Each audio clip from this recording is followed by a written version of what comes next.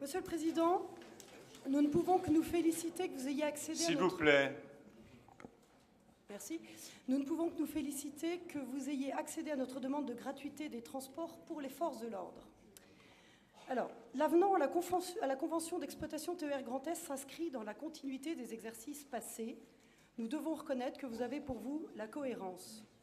La cohérence du renforcement des inégalités dénoncées avec force par les Français et que notre groupe dénonçait dès l'origine lors des débats sur la signature de la convention d'exploitation TER Grand Est.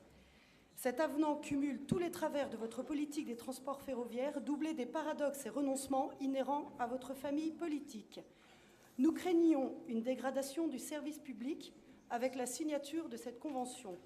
Force est de constater que nous avions raison. À chaque avenant à la convention TER entre SNCF et le Conseil régional, le service public est de moins en moins public.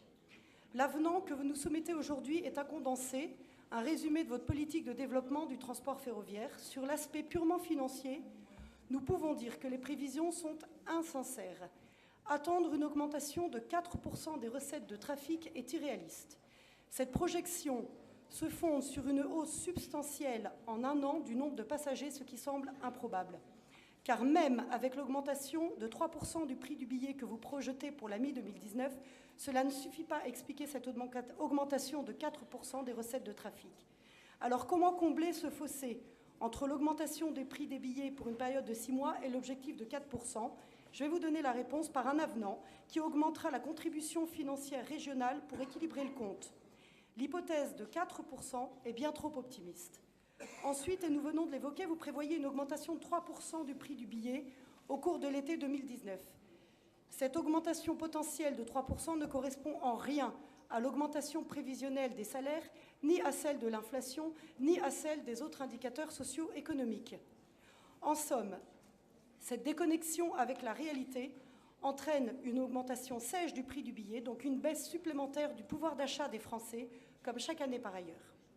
J'ajouterai pour l'anecdote que la convention jointe en annexe parle de 2,5%, plus de 2,5%. Une augmentation déconnectée des indicateurs économiques, c'est tout de même cocasse pour les grands pourfendeurs de taxes que vous prétendez être.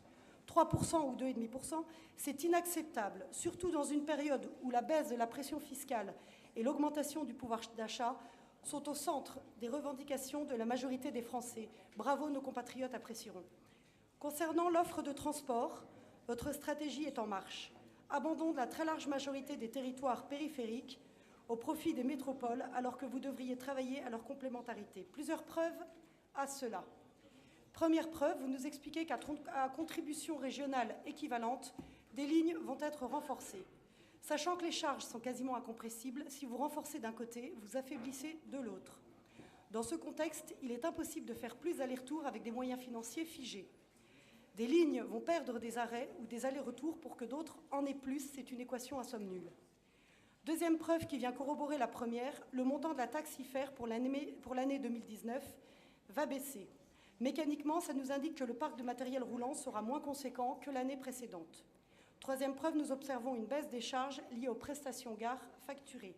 Qu'est-ce que cela signifie? Ça signifie que SNCF Gare et Connexions dépense moins dans les bâtiments des gares. Nous savons bien que le Conseil régional s'est emparé de l'aménagement de certains bâtiments des gares en agissant hors compétence. Mais nous savons également que l'objectif premier est de réduire les coûts de toutes parts, puisque le Conseil régional contribue à hauteur de 70% du total des charges du compte TER Grand Est. Pour résumer, vous nous proposez chaque année, et aujourd'hui encore, moins d'aménagement dans les gares, une réduction du nombre de trains du parc TER Grand Est et la suppression d'allers-retours et d'arrêts dans les territoires périphériques. Certains pleureront de ne plus pouvoir se fumer une blonde sur leur quai de gare. Le train n'y passera désormais plus. On vous le rappelle, il n'y a pas de citoyens de seconde zone. Ces territoires sont autant la France que les autres territoires.